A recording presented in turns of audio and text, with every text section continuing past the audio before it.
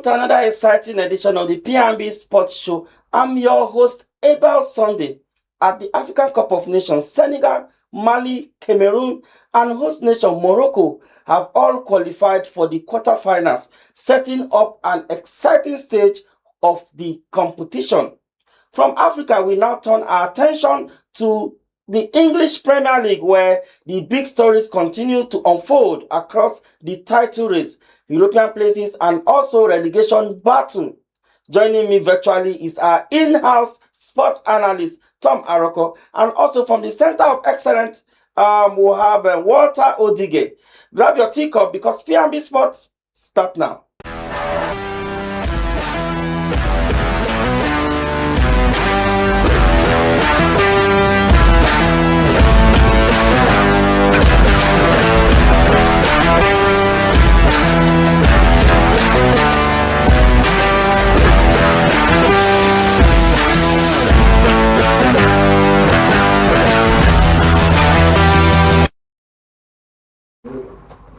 Welcome back. It's the P&B Sports Show, reaching you live from the nation's capital.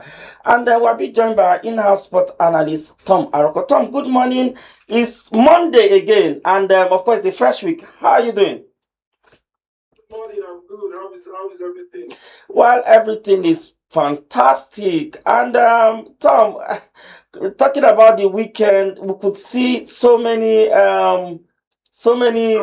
yes, drama. Talking of course, I was. Should I say? I was very. I'm trying to get the word to use now. We have Morocco already qualified for the quarterfinals. We have which is the host nation, and it's expected to have Mali also follow suit. Senegal. We'll have Morocco last night also qualified for the quarterfinal stage. But starting this stage, how do you see it? How can you rate the African Cup of Nations? Are they living up to expectation?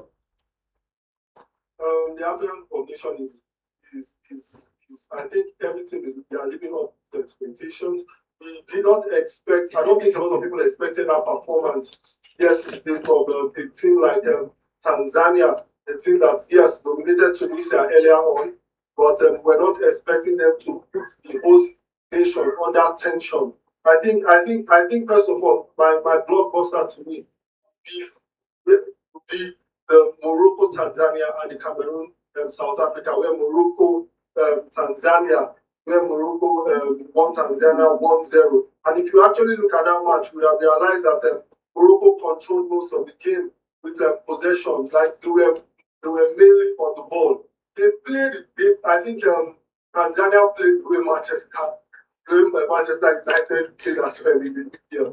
They could hardly keep the ball on their feet, but they actually played very good defense. So we could also see that. I think we could also see at the 64th minute where Diaz broke the deadlock at some point when Akraf Hakimi passed the ball for him just scored the goal from a very very tight angle, which was very unexpected. But I think that's the game of football. And we can also see that Tanzania also with the little possession that they also had some chances, but they couldn't take on those chances. I think they had the chance at the minute where Salum had a close range fire. Then we could also see that Tanzania at some point they also decided to protest again for the penalty in the final minutes after Inado was pushed by Adam Masina. But the VAR that everybody, this VAR thing is something that has been favoring some people and has not favored some. And some will say, well, let's go back to the old days. There was no VAR. When humans could make mistake, when the referees come and make mistake and favor some others. So I think that that's one of it. And the referee came and said, no, we are not giving that penalty out. We are not giving that penalty at all. Then also, if you also move on to the South African match, you can also see that South Africa, I think one thing that lots of Nigerians are happy that South Africa they are out of the tournament because with time South Africa have become a thorn in the flesh of a team like Nigeria. If you recall, when South Africa played Nigeria in World Cup qualifiers, and they took Nigeria to a bad pitch, a pitch that was not fit for international players, with standard of players that we brought in, even though that was not an excuse for Nigeria to have lost. So I think that for Nigerians, yes, South Africa's loss is a very nice one. But for me, I would have expected that South Africa would have won because I wanted us to play South Africa on a good pitch. And stop all this good pitch, bad pitch talk, and let's play football. So I had actually predicted Cameroon to win, but but in my heart, I wanted South Africa to win because I also saw that Cameroon, they're also a very, very good side with players like Umbemu on the team. But we also see that in that match, South Africa dominated I think almost the first 5 minutes. See that they dominated it and they were pressing and pressing and pressing a lot. You can see that they also created early chances, including I think there was a disallowed goal from that was an offside as well. And we could also see that despite the pressure that they mounted, Cameroon took the lead at the 34th minute after a corner kick that South Africa failed to clear. So it was I don't know how to mention the guy's name, Bedou or so that scored the goal. And I think that's his name. I don't know. But talking about sorry to cut you short, talking about the Cameroonian game and the South Africa, Bafana of South Africa, you would tell that these guys got 2 goals and got their 2 goals. Why did they stop what they are doing? I'm talking about the Cameroonians, because after scoring 2 goals, they had to sit behind and allow the South Africans to put the pressure on them, and that's where the other goal came from. But Adibi, they keep doing what they're doing, getting more goals. Don't you think? And it's not just it's peculiar to all teams, not just the Cameroonian team. Why is it that when you take good maybe 2 goals advantage, you now attempt to let me sit down and see what the opponent can do? Why don't you just keep compounding? If you can score 10, keep scoring. So I don't know what the managers are telling them down there, but I think that's a very, very good analysis on the African scene. And hopefully, moving forward, we're looking. Nigeria is playing today, and we're praying that they do it over the Mozambique. We are playing Mozambique this. Nigeria, if Nigeria cannot beat the Mozambique side, then it's too bad. We expect Nigeria to beat the Mozambique side, and I'm putting my money on 3-0. Nigeria winning Mozambique 3-0. Okay, well, you just said it as a Nigerian. So, but you being a Nigerian and you playing the ball on the pitch is 2 different things. It's a 2 ball game, and even oftentimes you've seen that some things on paper, you see result on paper and result on the pitch. There are 2 different ball game as well. So most times you see the underdogs come to do it over. With the way Nigeria will play in the back. Obviously, I think that they are going to do extremely well today. But tensions are high, so anything can happen. Well, I just pray and I pray that the Super Eagles got everything right today. They get everything right today, and also and I pray that luck should be for us. Luck should be on our side. Anything we do, let it work, and of course, we'll seal this game today and make sure that tomorrow when we're coming out, we'll come back smiling and knowing that okay, the Super Eagles are already through to the quarterfinals. But away from that, let's they say charity begins at home, so we have to start from the AFCON before we go to Europe. Let's move over to Europe. We could see interesting stories coming out. The Enzo Maresca story that we took on Friday left Chelsea down to the Premier League games, tough games. We could see supreme battle to win. I mean, the title race battle. We could see relegation battle. And by the way, Tom, you know one very interesting thing that I found out in the Premier League is how they call Wolves. Wolves also, they are fighting for their lives. They won this weekend. They are fighting for their lives too. They want to leave that relegation battle. They want to leave that relegation zone. Sorry, I beg your pardon. And I see that it's possible. They can. It's still very early in the game. They can do that. They can do that. But if you see Man City dropped points yesterday against Chelsea. Everybody expected that they are going to win that game. Man U also have a chance to climb up. They also drop points. What is going on with these games? And but let's focus on Man City and Chelsea game before we move over to Man U. I don't know what's your assessment on those games. I think Man City and Chelsea was a match. I think we spoke earlier before the match, and I told you that we were not that I'm not expecting Chelsea to take that match. I would to actually draw that match. We were expecting Chelsea to be completely decimated, actually. But I think Callum McFarlane has shown that that has shown that he has a high style, that he has a good style of play. He has shown that he's willing to play Manchester City, and they have shown that yes, now for now Chelsea they are in good hands for now, so they can get a manager. But looking at that match holistically, I think one thing that we have to understand is that really Chelsea moving forward, to them they actually had anything to lose, despite the fact that Enzo Maresca was out. I think to them they played that match like they didn't have anything to lose, because when you see the way that they play, you see that they actually played that match trying to build up counters. They played that match trying to see how they could actually how will I put it, how they could counter on time. Then you could also see that they played a back line in their midfield, and that could link up to their defense in order to stop Erling Haaland. And I think they did fantastically well. See, Man City played a 4-3-3 where the fullbacks actually tried to stretch the pitch, and the centre back also held the line against the Chelsea's 4-2-3-1. Tom, sorry to cut you short again. But when we think, look at the late drama. After taking one goal lead, leaving it late till 94th minute, and you allow Chelsea to come back. You've done the dirty job. Just 1 minute left. You allow Chelsea to come back. Look at the late drama. After Man City dominance, because they dominated, in fact, they tormented Chelsea's defense. But all this is, I don't think anybody will look at that performance anymore. But what they are looking at is the result, the 1-1 draw.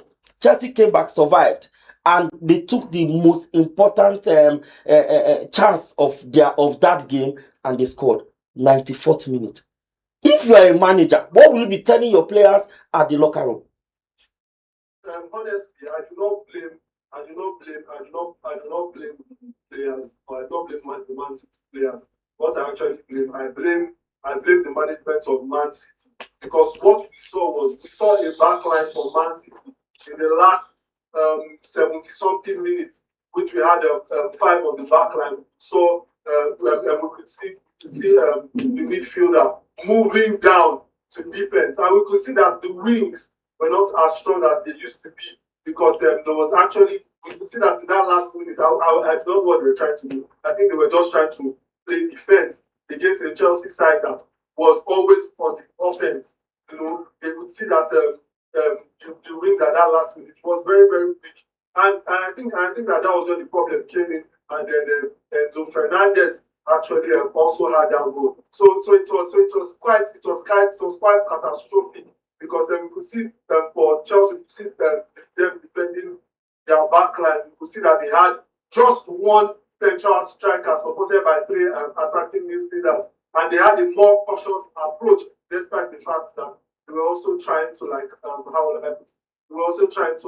counter as well. So you can see that the setup for Chelsea actually helped them to absorb pressure and strike as well, which helped them late at the 94th minute against Manchester City. Well said, Tom. But moving forward, this is a January transfer window. What do you advise Man City to do? They need to strengthen if they want to, because already now there are I think there are 5 points or 6 points. There's 6-point gap already. I think there's 6-point gap already, because Arsenal is on 48 and then they're on 42. So 6-point gap already from the first position. But do you think Man City need to go to the market and do a very good business, try to see how they could sort out their defensive problem, and see how they could move forward this second phase of the season? I think for Man City, what I would advise is that Man City should actually acquire a defensive midfielder, the right back, the centre back, and a backup striker, because City are reportedly to close to finalizing a 65 million deal for Semenyo, and also who would add much needed depth and competition in wide forward positions. So I think that that's something that also I think that they should also sign a quality defensive midfielder. Why will I say this? Because I think they are having the same problem that Manchester United is having, because everybody is already used to that. So I think people are beginning to get used to Man City and the way Man City is playing.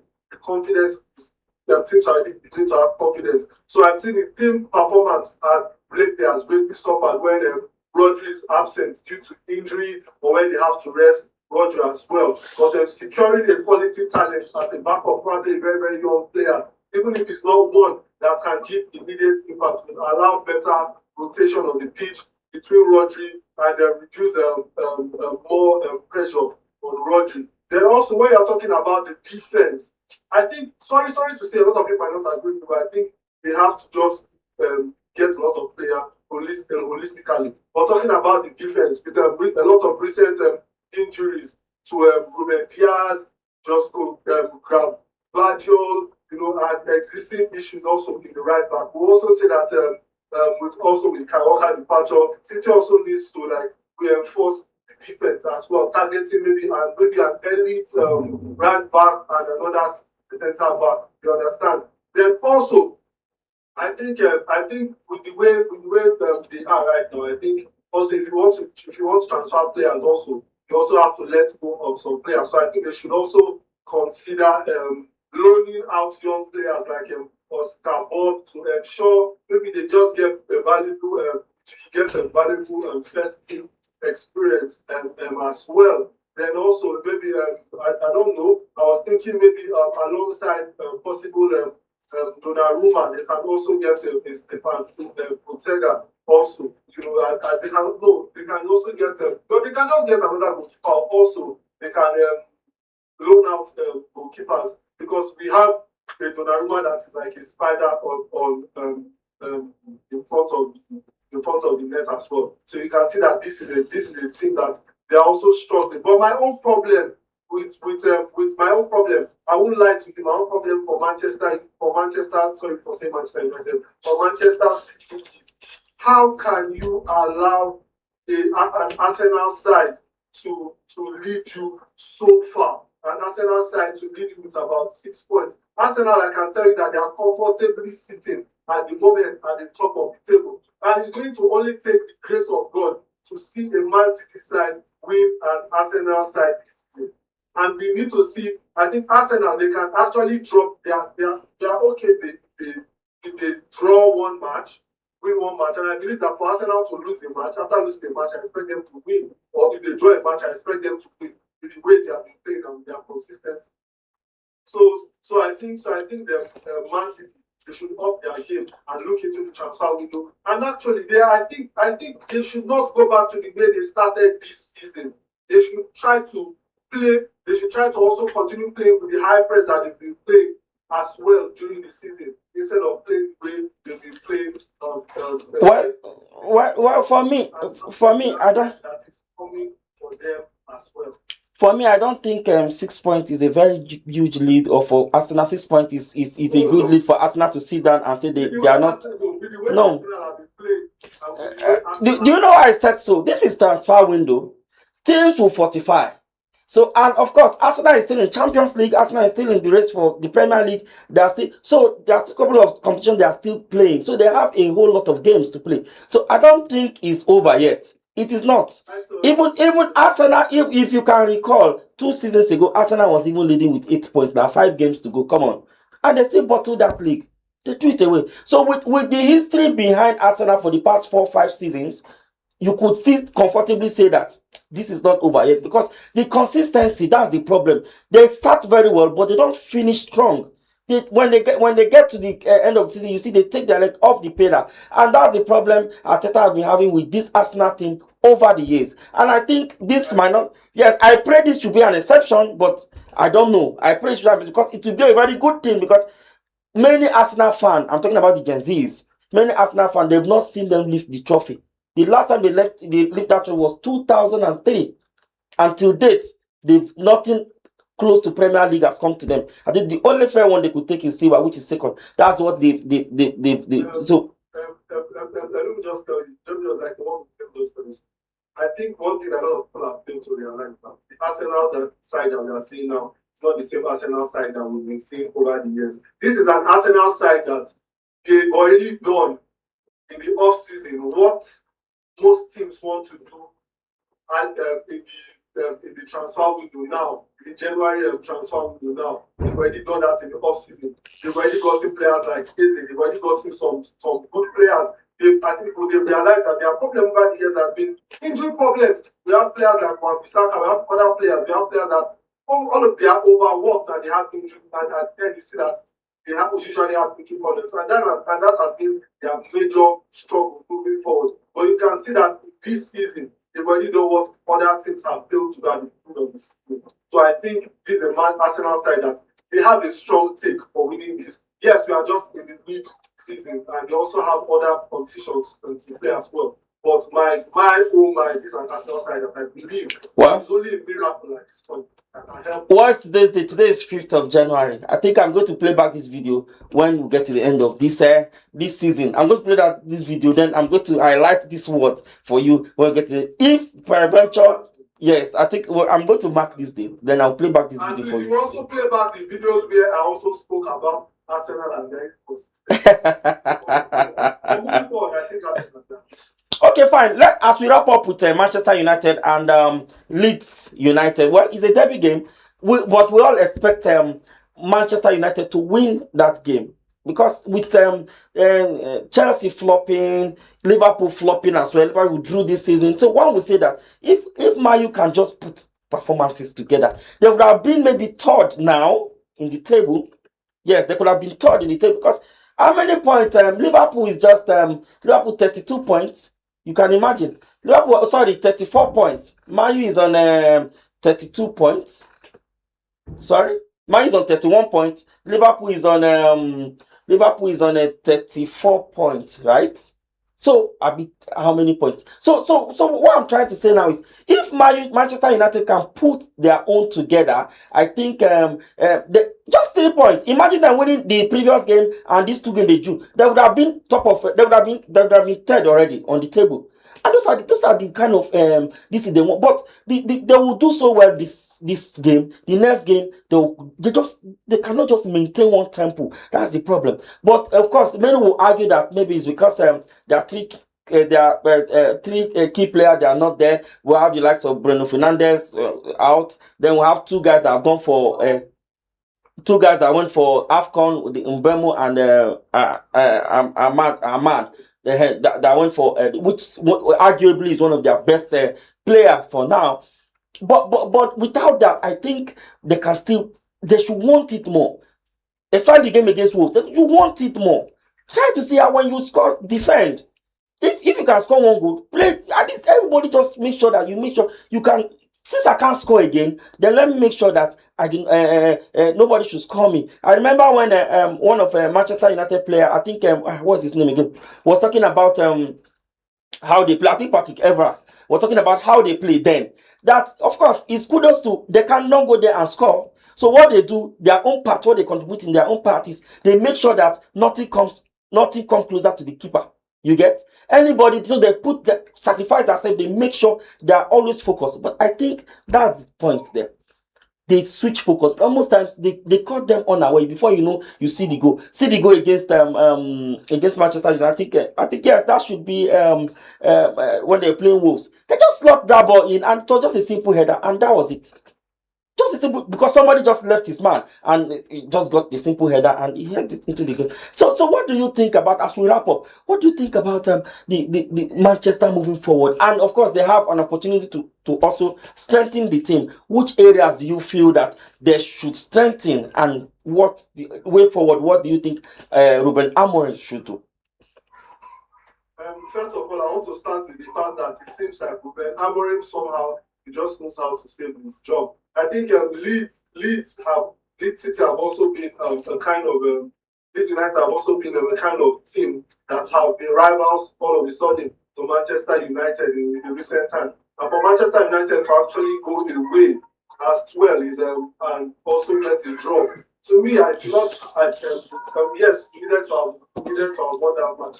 But to me, I do not see anything wrong at some extent. But if I look at it again, I'm like, no, there's something really, really wrong. Because I think we also have a Chelsea side that has been having managerial issues, and we were able to secure a draw against Man City. Then also we also have a Liverpool side as well that have a match that they will be playing today, and most likely if Liverpool wins that match, they are going to be trailing with about 9 points. You know what it means to have all? I think about 9 points difference against Chelsea and the Manchester United side. That is going to mean a lot for them. But moving forward, if I'm breaking it down to the match that was played, yes, you could see that. To me, I told people, I said that what happened in that game yesterday was the midfield. The midfield, I think Leeds, they were fantastic in the style of play and the way they disrupted United midfield, and the way United also tried to build up through their midfield, because you know that United over recently, Ruben Amorim's style is okay. Since and let's get into it straight from the midfield. But once you try to get into the match straight from the midfield, you also remember that we are lacking a defensive midfielder, which comes to me answering your question. Yes, that is what United needs to look into right now, moving forward. Then you can also see that yesterday the squad prediction showed a lot, like you rightly said, like the players that have gone into the AFCON, like Ubomo, Hamad. Ahmad. I think Hamad isn't it to Tunisia that he played for him. No, Ahmad is Ivory Coast. Okay, Ivory Coast. Yes. But what do you mean too bad? you want them to exit the competition? What do you mean too bad? For Christ's sake, it's playing for his national team. You should wish them well. You should. They are playing today. No. Oh yes, we wish them well. But looking at it from a Manchester United standpoint, I think a lot of Manchester United fans, like I saw online, they were like, please let our players come back. They are making Ruben Amorim look bad. But that, okay, if that's the contest, what if Galatasaray fans are not praying for Super Eagles to lose today so that Osimhen will come back? How will you feel about that? So that is not going to happen. You see, okay, it's good for another person, but it's not good for you, right? But well, I think my father as well. Moving on into the match, I think Leeds played a fantastic football, but I think that their goal, which was by Brendan Aaron was came from defensive lapse when Aiden Heaven, which you have been talking about over and over. Whenever. But he won the player of the month last month. Yeah. Yes. But nevertheless, when Aiden Heaven reacted fully to the long ball, so I think that was also something that we have to look on, and that's something when we say we need a good defensive midfielder, that's also something. Then I think also when you also look at the these late opportunities as well, despite equalizing quickly through Kuna, we could also see that at some point Manchester United also missed an opportunity in the final stages with Kuna hitting the post and Benjamin Zesko shooting wide from a very, very long range. So I think that also those are the things that we also have to look at. We've been complaining that a lot of teams have been working on getting a finishing coach. I think Manchester United at this point should look into getting one. And then so Ruben Amorim does not lose his job, I think he should advise the management that okay, let's get a better finishing coach as well. Then I think when you also look at Ruben Amorim, you can also see that Ruben Amorim is at this point is extremely frustrated, because at the end of the match you could also see that he showed his frustration by saying some different things with the club's transfer planning, adding to the off-field concerns as well. And I do not blame him with also what is happening. And I think he's more concerned about the transfer window being open soon, and how United as well is going to also take on handle the transfer window. So I think that's my take on them. But I think one thing that we also have to look at moving forward is looking at the Premier. I'm looking at the EPL table right now. We can see that Chelsea and Man U, they are also 31. But we can also see that there's a Brentford side that is breathing behind them with 30 points. And we can also see that Liverpool, if they win their match today, they are going to be bolstering also with about 37 points, and they are going to be leading this. They are going to be leading, which is very, very difficult for either Manchester United or Chelsea to actually come. But I think the fight now for Manchester United will be trying to just bring Chelsea. Sunderland is on 30 points as well. Sunderland is on 30 points. We have Newcastle on 29. So it's so close. Brighton is on 28. So close. So close. We have so many teams fighting for that spot.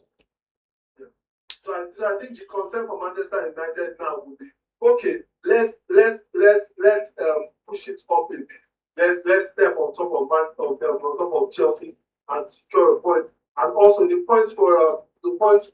goal from Chelsea also would be, okay, let's just secure what we have right on this position. But I believe that the Brentford side and the Sunderland side, either of them, especially Brentford, with the way they've been playing, they might likely get to this position. So I think right now where the inconsistencies will lie moving forward on the table, fifth and sixth position moving forward. Because earlier on, we could see that there were inconsistencies from the second to the sixth position. But now I think that balance a little from the second to the fourth position, and we will also see some changes in the fourth and fifth position moving forward. All right, Tom. I think we're running out of time, and with P&B Sport, time is not always on our side. And on that note, that brings us to the end of today's edition of the P&B Sports Show.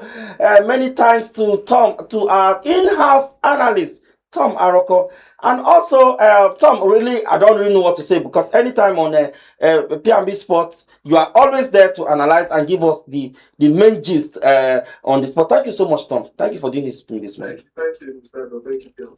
All right, you can connect with us on all social media platforms, on YouTube and Facebook at Politics&BusinessTV.English, on IG at PNBTV_English, on X at PNBTV_ENG. That's the size of our show this morning. I'm Abel Sunday. From me and the entire team here in Abuja, say goodbye.